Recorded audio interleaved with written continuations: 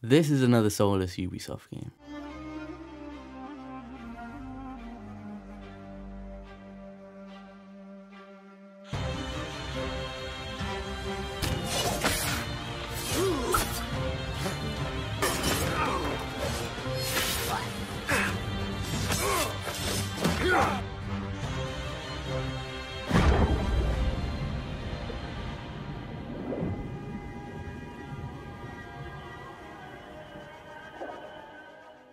I've been bamboozled, run amok, led astray, and flat out deceived. The first hour of this game made me think this could be the best Ubisoft game since Far Cry 3. And then it opened up some more and I realized this is just another soulless modern day Assassin's Creed game with a nostalgic coat of paint on top. When I found out how much this game costs, I'm not one to complain, but I was like, that's such a shame. They feel like they have to charge less for a less bloated, more streamlined Assassin's Creed game. They shouldn't have to, because that's exactly what I want, and actually find that more valuable. Then I played it and found out, oh, this is just a DLC that got a bit too big. And I'm not here to tell you the game is a ripoff. I'm here to tell you it's properly priced. It's not a steal of a game I thought I was originally getting prior to release. After 12 hours of play, I came to the realization that this is a podcast game. And when I say that, I mean it's the type of game you play with a podcast on in the background. This is what my experience of Assassin's Creed Mirage was like. Garbage, but people might actually play. Who knows? We on it day one, BG. We on that. You could be on it. Oh, yeah. Come on, bro. Please, my man, please, bro. What you doing, man? What you doing, bro? Hey, that gonna be strong as hell, huh, bro? This is No, crazy.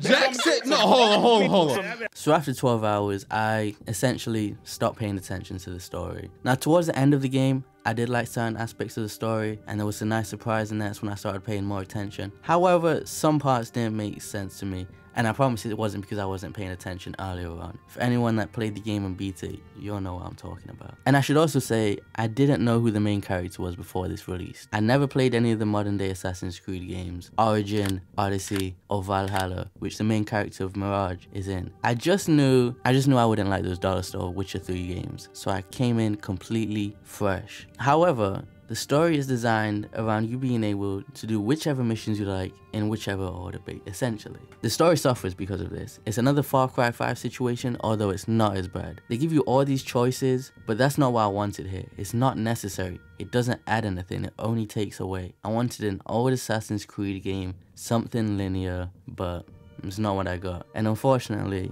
the story is pretty buns. I get to what I like soon because it isn't all bad. I actually do like a few things. But whilst we're at it, I don't like the mission structure either. It's a false sense of freedom. There's so many half steps. Sometimes they tell you what to do, exactly what to do. Go kill this guy, he's exactly over there. And sometimes they show you a map and say, figure out where this is somewhere north. And that's the point where you go look up on YouTube. It's like they can't decide what it wants to be. And the mission structure can get boring, even in its short runtime, just because of the lack of variety here. There's an overall lack of attention to detail. Interactions at times can be stiff and sluggish. Peace, friend. I trust you are behaving yourself out there, yes?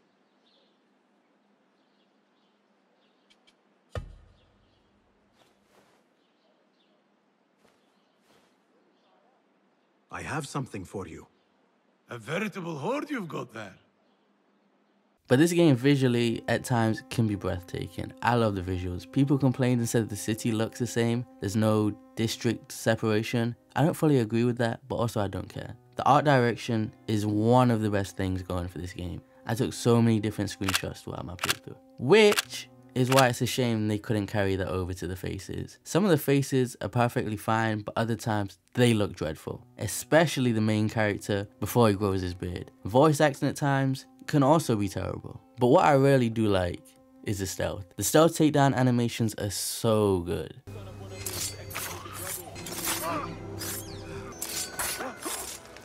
What?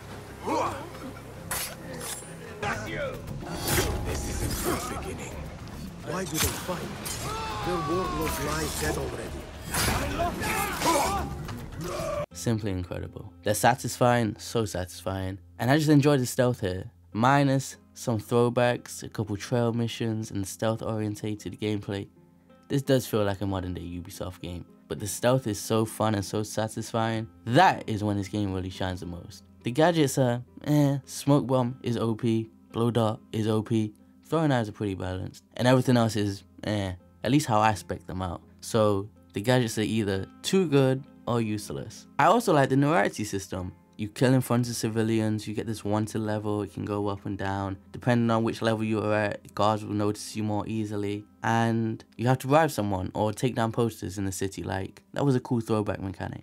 I actually also kind of like the melee combat. It's definitely very basic, pretty simple. You have one attack button, hold it for a heavy, press it for light, and then you have you have a parry and a dodge, depending on which attack. But it worked. I actually did like it. People said it was too basic, but for this type of stealth game, I thought it was perfect. As for the gear, the loot, the best gear is behind a paywall. I don't even know what to say to this. What makes it even more disappointing is the fact that the loot in the open world is terrible. The open world loot is simply upgrade paths for your armor, for your weapons. So you'll go unlock a chest and it's just an upgrade path for a weapon or piece of armor you don't use and will never use. So this is just more scummy tactics from Ubisoft. There's still a whole clunky Ubisoft Connect system that it forces you to interact with if you want certain features. Like, you know, if you want a Ezio costume, you have to interact with this system. If you want, you know, a boost of money at the start of the game, you have to interact with the system. And I don't understand why this can't just be in the game. These achievements, these rewards, they put it behind this sluggish interface. Speaking of interfaces,